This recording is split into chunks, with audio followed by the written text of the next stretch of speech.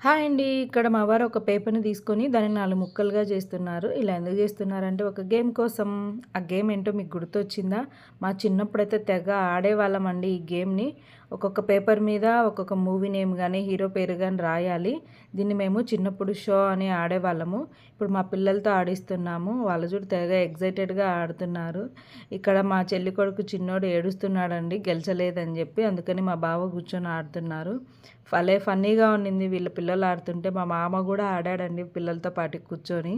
కొన్ని rounds game ఆడిన తర్వాత ఇంక పిల్లలు కొట్టుకుంటుంటే స్టాప్ జేసేసి మా మామ కౌంట్ జేస్తున్నాడండి. ఎవరికి ఎన్ని ఎక్కువొచ్చాయో అని జెప్పి. పిల్లలే కాదండోయ్ మేము గూడా ఒక గేమ్ ఆడాము. అయితే మేము షో ఆడలేదు. రాజు, మంత్రి, పోలీస్, దొంగ అనే గేమ్ ఆడాము.